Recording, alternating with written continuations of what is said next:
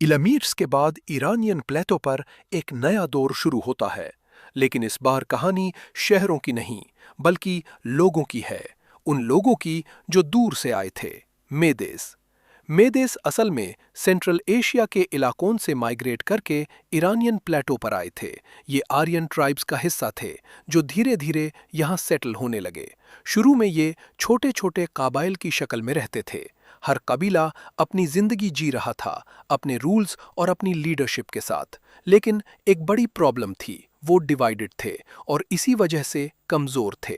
उस वक्त Assyrian empire एक बहुत पावरफुल ताकत थी जो इन कबाइल पर अक्सर हमला करती रहती थी।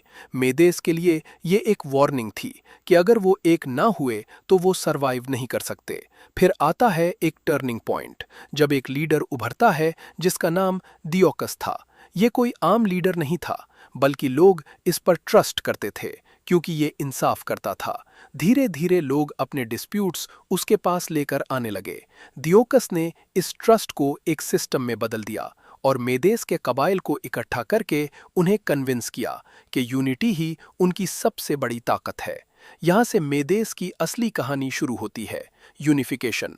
पहली दफा इतनी बड़ी यूनिटी देखी गई और अलग अलग कबाइल एक रूल के अंदर आ गए। दियोकस को उनका पहला किंग बनाया गया और उसने अपना कैपिटल इकबताना बनाया, जो एक स्ट्रॉन्ग और प्लान्ड सिटी थी। अब मेदेस सिर्फ कबाइल नहीं रहे थे, बल्कि एक ऑर्गेनाइज्ड किंगडम बन चुके थे। दियोकस के बाद उसके सक्सेसर्स ने इस सिस्टम को और स्ट्रॉन्ग किया। उन्होंने आर्मी को पावरफुल बनाया और अपनी स्ट्रेटजी इंप्रूव की। फिर आता है सबसे बड़ा मोमेंट, जब मेदेस का सामना होता है असीरियन एम्पायर से। असीरियंस उस वक्त दुनिया की सबसे पावरफुल ताकतों में से एक थे, लेकिन मेदेस ने हिम्मत नहीं हारी। उन्होंने अलायंसेस बनाए और अपनी यूनिटी का उसे करते हुए आखिरकार असीरियन एम्पायर को हरा दिया। ये एक हिस्टोरिक जीत थी जिसने मेदेस को एक बड़ी पावर बना दिया।